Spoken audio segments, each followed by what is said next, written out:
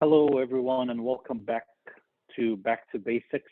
I am Moe ElHussini, and I am here with my good friend George Elias. Welcome, George. How you doing? Doing great, Mo. How are you? Good to have you back in the country. Yes, I'm good. Thank you. Yes, it's good to be back too. How's your summer going so far? How's it been going? It's been a while since we talked. It's been a very busy summer. Lot of good things, but very packed. I don't think I've had a summer packed this much since I was in grad school. So Really? Really? it's Wow. putting me to task.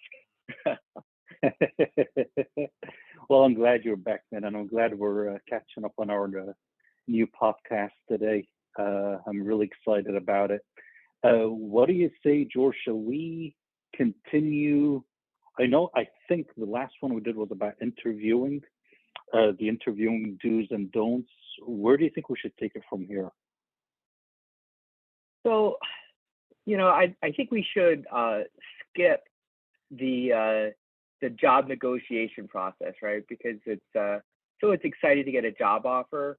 I want to skip that for another day and Okay. jump into your first few days at work. Kind of how that feels. I think Oh, it's something that okay. right can be exciting, but also anxiety at the same time, right? When you're starting a new adventure, you don't know exactly what to expect. Um, I think Okay, maybe that we sounds should start. interesting. Yeah, we could do that. I think maybe we should even start when you're coming into a leadership position. Maybe you're the new boss. Okay. So you're a new boss and you have a team that reports to you that you don't know. Yeah, and I Okay. think there's some like general mistakes that you can make. I want to start with the first one.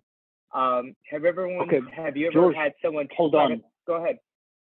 George, I'm sorry to interrupt you. Just so we build the picture, I'm going to sum it up to build the picture to people to kind of like envision what we're talking about. I'm new to a role as a leader. I have a team that reports to me that I don't know. It's a new company, so it's not like a promotion. I'm starting brand new in a brand new company. There's 5, 10, 15 people that report to me. I don't know them. And I have a new boss that I report to. That's kind of like the picture that we're in, right? Yeah, I think we should go with that. Okay. All right, go ahead. So I didn't mean to interrupt you. Go ahead. What were you going to say? No, though that's good. I'm glad we set the scene good, right? So, I've seen this a couple of times. I was wondering if you've seen it. If you ever seen that person come in like you're the new boss or they're the new boss and somehow they can't stop bragging? Yes, absolutely. They're bragging and they feel like they have to make changes in the department automatically. Like part of that bragging that they're doing that, you know what, I'm here now, no matter how good or bad what's going on, let's make changes to show everybody that I'm here. I've seen that many, many times. Yeah, What kind of I what kind of think bragging do you see? What kind of bragging do you usually see sometimes? Give examples. I've seen bragging where it's like that they'll talk about the degree that they have. I have some super MBA from an Ivy League school, or maybe they're bragging about their past role, or they were, or sometimes I've seen where they come from military experience. I'm a colonel or a commander or something, blah blah blah. I was ahead of this, head of that, and it's like just overwhelming trying to tell their team that they're a superior human being. You know what? I, I, you just literally the first 2 seconds you were talking, you reminded me of an example that I just have to share. Do you ever watch that show Undercover Boss? You Yeah. know the one where a boss goes, okay. So there, I was watching a documentary or I was reading a story, I think related to how it backfires, and it fits in perfect with what you're talking about. I don't remember what company, but there was one of those, people that were visited undercover by their boss. They turned out to be great, so they got all those, they were rewarded properly. They spent the next few months bragging about the fact that they won and that now they had that superior mentality. Long story short, they actually ended up getting fired. They were let go. So to your point, bragging is a big boo-boo, not a good thing to do, no matter what the reason is. If you feel like you were one out of 100 people that got the job, and that now you know what you feel like you're Superman. No, don't go in and talk about, just like you said, the qualifications that led you to get the job, your superior techniques and interviewing that made you get the job, your super personality. Be modest and be humble.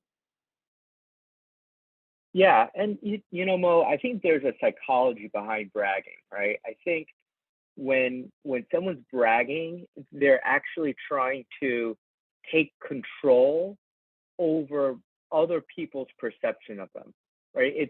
They're really trying to force that person to think highly of them, and in that interaction, it actually shows weakness and underconfidence, and your team usually picks up on it, and they start asking themselves, why does this person feel the need to tell me all of their qualifications? Why are they doing that? Why are they trying to make me feel like I'm less? Yeah. So in other words, that's a really good point, George. In other words, they have no other experience or talent or expertise in showing what's the word I'm looking for? Not power, but authority, proving their authority in the new role that they have. They can't think of any way to do it except to brag about themselves. Yeah, and you know, I'll tell you kind of a funny scenario that happened to me. Somebody came in as an executive on our team, you know, years ago, and she was, you know, a bragger actually. And the funny thing is that she's saying things like, I have a degree from such and such a school, and I'm like, oh, so do I. And she says, oh, and I have, right, and she says, oh, I had these roles. I'm like, oh, so have I. And then she starts saying, and one day I'm gonna do my PhD. I'm like, oh, good for you. And then she starts asking me, I'm like, yeah, I have a PhD. And she's like, oh, right. So it was kind of like a funny backfire where I could tell she was bragging, and it actually it was an interesting scenario. I don't think she liked me very much afterwards, but it was like, what are we supposed to do? Lie? I know, right? You're just carrying on the conversation. You're playing along. But you know what, George? Let's go. I'm sorry. Were you going to say anything else? No, go for it. Okay. All right. I wanna take this to a next step. So now you're Superman coming into a new role. Now, let's complicate this a bit. Imagine now you're coming in to a role you were hired because the company in your department that you're going to manage or lead has a problem. So you're coming in now into a problem, and you have that mentality that I'm going to save everybody, right? Like, I'm here, they hired me for a reason, I'm the hero. How do you think you should, what mindset, what state of mind should you have if you're coming into a department where the person you're replacing was fired, they were bad, you were hired because you were the best of the best out of 20 people that they interviewed? What mindset should you have when you land in that new role? Yeah. So, or what should you not do? No, I'm glad you said that, because I think that a lot of executives or leaders are brought in and are specifically given the task to change or build change or be a catalyst to change. I think that they're often given that task. And I would say the very, very last thing you should do on your first day or your first week is come into the team and say something like, I'm here to fix you, or I'm going to change everything. That is literally the last thing that you should do. And I would say I would keep that assignment at least somewhat on the back burner a little bit. Not saying that you shouldn't be doing what your supervisors tell you to do, but I wouldn't be explicit about it. Instead, my approach, I'll just give you an example of my approach. I would interview my team, both together and one-on-one, and I would ask them questions like, well, what's good here? What's not so good here? If you were to change something, what would it be? And I would gather from the team. I might, if they're all like super cheery, positive about it, I would say something like, my predecessor left or was fired. Why do you think that was? Or I might say something like, just to see if I could get them. Leadership seems to have some issues with this department. What do you think they are? What do you, is there something that I could, do about it? I would actually ask them for advice.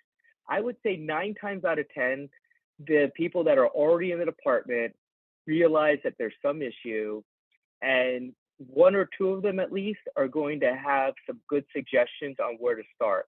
And sometimes you might find out that the executive leadership perception or their diagnosis of what's going on might not be all wrong, but also may not be all right. Yeah. And yes, I agree with you. And I'm thinking to confirm what you're saying, I actually, in my coaching with clients, I do what you're talking about. Sometimes when I'm working with a client and I know from working with them that they have things that need to change, but their personality or their tendency is to not accept somebody telling them do this instead of that. Sometimes they do what you're talking about, where instead of saying you need to hire 4 more people, for example, I would say, do you think it would help if you change your organization a little bit? Which would lead to the next question. Do you think it would help if you hire 1 person? So it's kind of like what you're saying. I get them to say for me what I want to say. So it shows that we're kind of like meeting in the middle, or that there's some kind of consensus, mutual agreement on what it is that we need to do. So yes, sometimes posing the recommendation or plan of action as questions or doing it via a dialogue is sometimes has a bigger impact than saying we're going to do A, B, C, D. So I agree with you on that. I mean, the thing is if you come in with, that, superior kind of stance, and you're kind of like wagging your finger down at your team, 1, you're not going to build rapport. Your team's not going to trust you. And, you're going to come down heavy-handed. And what could actually happen, you might drive people away, and a few of them, you might say, okay, well, they were the ones that were causing the problems. The issue is the wrong people could get driven away, and you could be left with the people that can't find an alternative job, right? So you're stuck with them, and the people that were highly mobile, the people that were actually getting the work done and doing things, they're the ones that are going to leave because they can't. Yeah. Yes. Let me ask you a question, George. I'm in my new role. I've been there now. The honeymoon phase is over the first few days, and I need to start working, right? I need to get to know what I'm doing, what I need to do, and so on. Now, keeping in mind, I have a boss and I have people that report to me. Should I or should I not ask a lot of questions? And when should I ask questions if I do?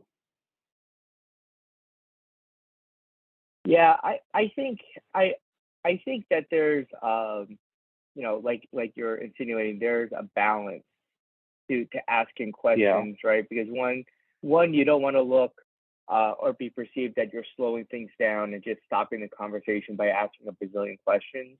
But so there's a time to let the meeting go and write down your question that you have and follow up later.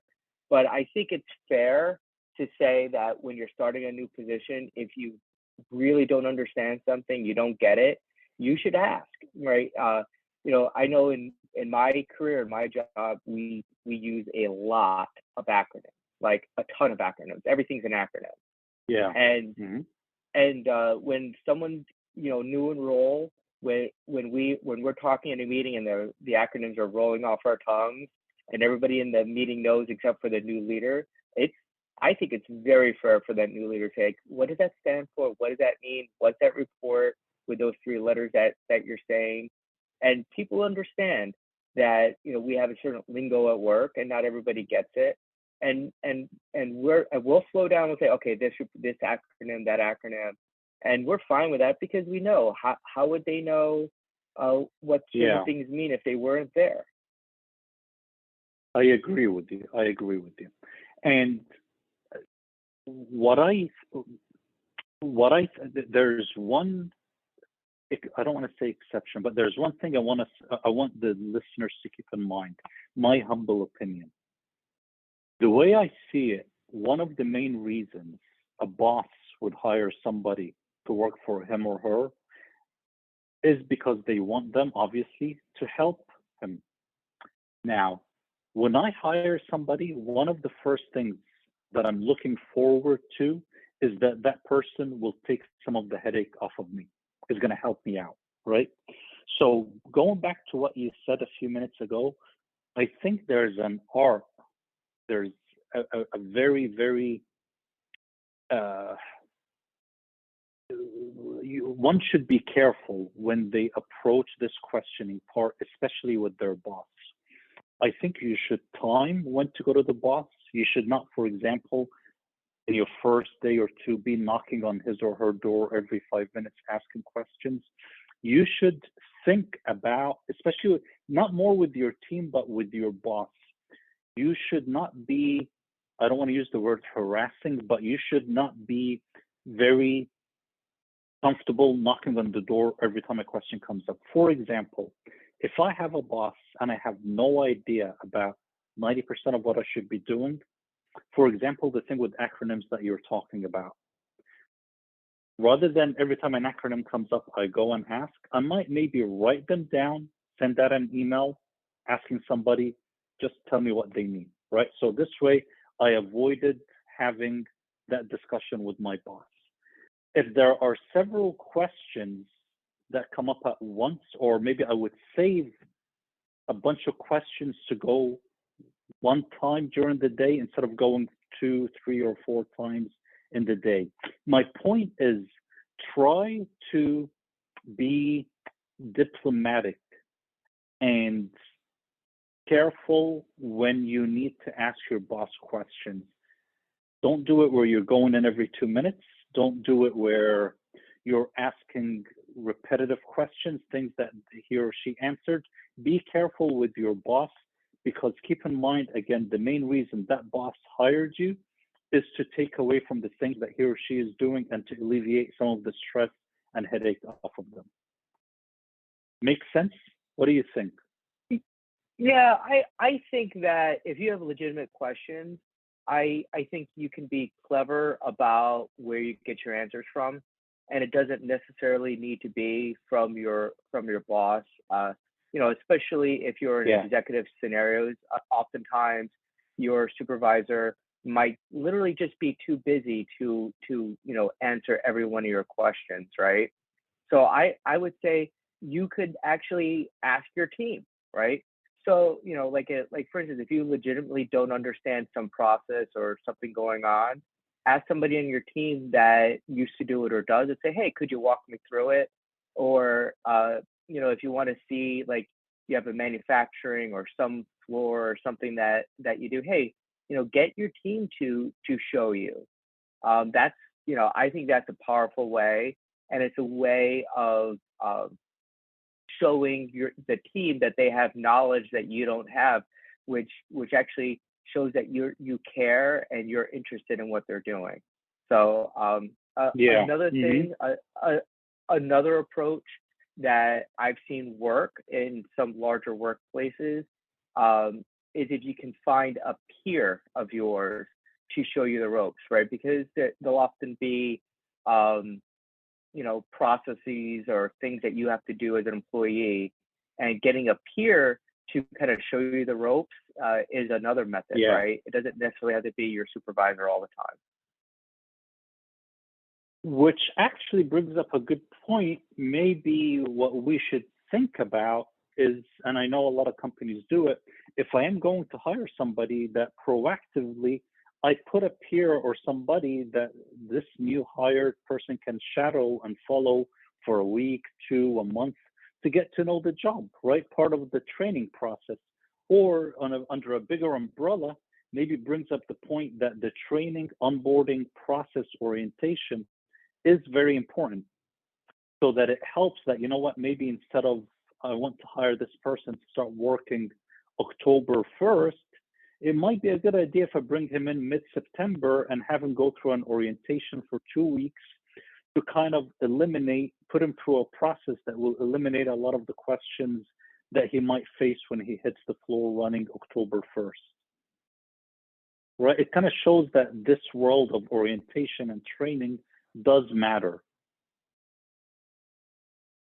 It totally matters. Being able to onboard, an employee properly, I think is critical from a company. But from a new employee perspective, I think people need to recognize that companies aren't perfect, and they don't necessarily do onboarding perfect. And there's going to be times where you'll be a little lost and need to ask questions.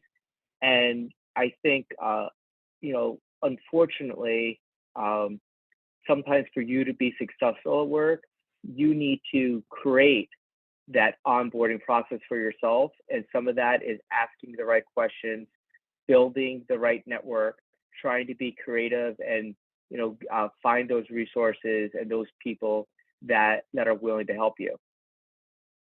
And set up your own training. In other words, set up the meetings to train yourself on what you need to know and what you need to do. Absolutely, absolutely, absolutely. Is it good or bad to ask your direct reports for advice? Does that weaken you? Is it a good thing or a bad thing? I think it's great. I'll be honest with you. I've had new supervisors for me come on board and have sat with me and said something like, "George, what advice do you have for me?" Right? And I'll be plain with them, and I take it as an opportunity to tell them, how to avoid some past mistake that somebody else did, or I'll take it as an opportunity to give them advice. Hey, you really want to meet such and such a person because they're the real mover and shaker around here. I mean, I'll come out with it. And quite frankly, there's an interesting thing that happens when somebody takes interest in your thoughts. Somehow you think more highly of them. So when you ask your team for advice, that team member probably thinks that you're a genius, smart person because you knew the right person to go to. Yeah, you're right. You're right. And it builds that comfort level with your team that there's this understanding. I'm not perfect. You're not perfect. We both learn from each other. And also, since we did start by saying that the scenario we're talking about is somebody in a leadership position, leaders should realize that their team, especially at the functional, operational level, the ones closer to the market, closer to the competition, closer to the customer, closer to the client, they have the best intel. They have the best knowledge about what's going on in the outside world, outside of the four walls of the company. So absolutely, go and ask for advice. Go and ask questions. Ask what they think. Get their opinion. Solicit their opinion. I would definitely do that. Not just in my first month or day, but until I quit or move on to another role, I would continuously always seek advice, opinions, feedback from my direct reports and the ones beneath them if they exist.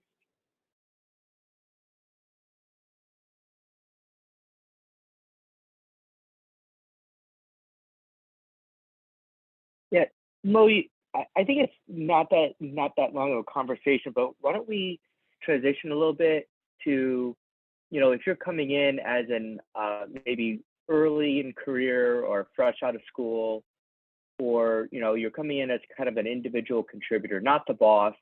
You're walking into the job for the first time. You're really a blank slate, right? You're probably not being told to come in, fix the team. You're coming in there to learn. What do you think are the biggest mistakes that somebody does when they're coming into a job like that? Some of the mistakes I see, or I don't like, some of the things that I think that could harm me if I get into a role like that is if I do not get to know my team members, my colleagues.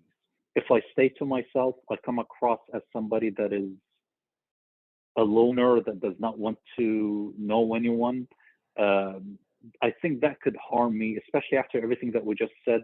My power, my strength, my success will come from my team, not just from my boss. So I need to get to know them. So I think being personable, being approachable, being humble, not trying to single yourself out above others is really helpful when you get to that new role. Grabbing a coffee with somebody, bringing in a box of donuts on your first day or second day for breakfast, bringing in a box of coffee from Wawa or Dunkin' Donuts.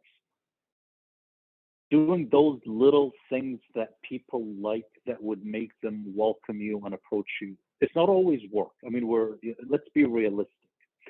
To make people, we're human. Asking about my kids' soccer team, asking about me coaching Little League, asking about my interests. Ask others about what they like so that they get to like you. Don't just be like, good morning, did you send this email? Good morning, we're going to have a meeting today to talk about ABC, right? Be personable. Don't be too nosy. Obviously, don't ask questions that you shouldn't ask about someone or someone's family or someone's private life, but open up that dialogue with your team members so that you guys do become, if anything, at least company or work friends. Not necessarily outside of the company, but at least in the company that you guys are comfortable working and interacting and communicating with each other. Like as you're saying that, I think that you're absolutely right? You have to build a personal network. That's in most companies, that's the way you get things done. I think a mistake that folks make sometimes is one, like you said, they may not actually do that. They might be kind of like, isolate themselves, and that doesn't help. The other mistake is trying too hard to make friends and doing things that end up being more like toxic patterns. Like, for instance, very early on in your first few weeks, you participate in work gossip or talk about somebody. Oh yeah. Or maybe you overshare because you're desperate to make a friend. I think those are toxic patterns. Look, we've all had probably a little bit of gossip going on in the workplace. It's sort of like a natural thing to do, to talk about, colleagues or your boss or what's going on. Yeah. And to a certain extent, some of that communication, I think, might be okay or tolerable. But when you're early in career or early in a role, you don't know the politics of what's going on, and you're doing something very dangerous to start talking about other people, because they may have been around each other for a long time, and you're the new person on the block. That's a really good point. Absolutely. That's one of the second somebody comes to talk to me about someone else in a non-work related way, and kind of like what you said, in a toxic way, I already build the perception that there is always the opportunity they can do the same thing about me, right? People like that, they get singled out. I don't want to say flagged or branded, but they become known as that person that does that. And I think it's just like you said, especially if you don't know people and you do it early on to try to gain people's friendship or trust, it's highly, highly, highly probable that it will backfire. Yeah. So I agree. I agree with you.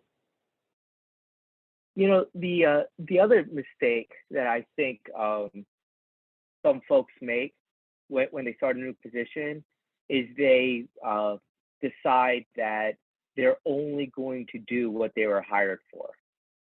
And I think being inflexible in what you do is a mistake. And I would encourage people to actually do the opposite.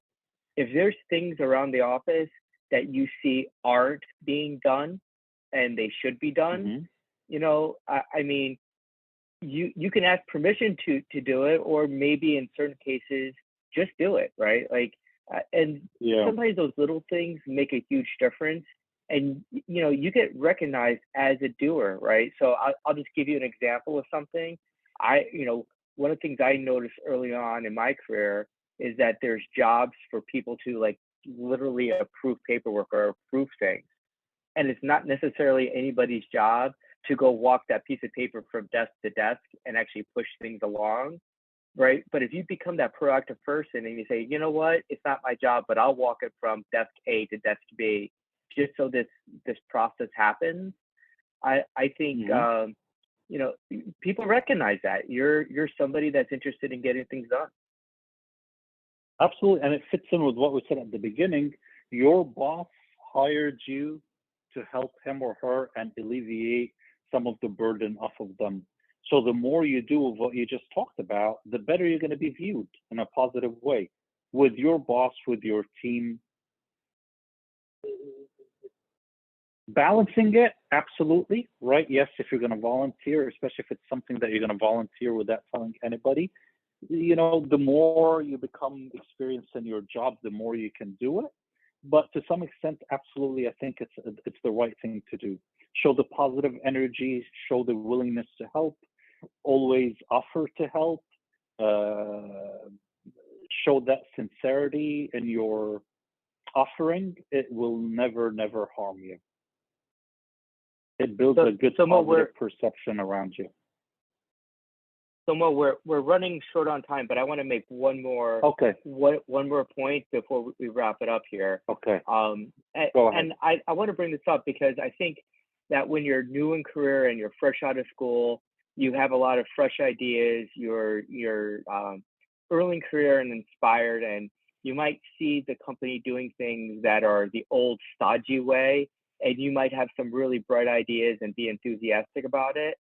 I would encourage folks to try to be patient and not make too many suggestions without building rapport first, right? Like you need to build trust and rapport with your coworkers before you start telling them that they're doing it all wrong.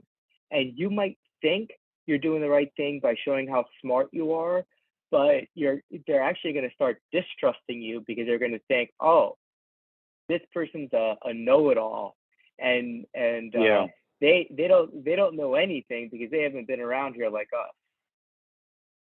Yes, and that's yes, I agree 100%. And that's kind of like the quick remark I made at the very beginning today. Some managers, some leaders go into a company and they think the best way they're going to show that their value and worth is if they change things around. Don't do that. Do not go in with the mentality that you need to make changes. And just like you said, George, even if there are things that need to be changed, don't do it right away. I agree with you, my friend. This was great. This was really good, George. I think it was some interesting points that we shared. And I'll give it back to you, buddy, to wrap it up. No, I think great conversation, Mo. Good to have you back and doing these podcasts again. It's been a month or two, so it's nice to do this. Yes. So sir. Anyway, go ahead. No, go ahead. I was going to say it. Yeah, you're good? All right. So thank you all for listening to this episode of Back to Basics on the Business Edge, brought to you by Feliciano School of Business at Montclair State University. We hope you enjoyed this podcast and welcome any feedback you have for us, including suggestions for future topics. Thank you, George, and thank you for all the listeners. And we will see you next time on Back to Basics podcast. Take care, George. Awesome. Take care. See you next time.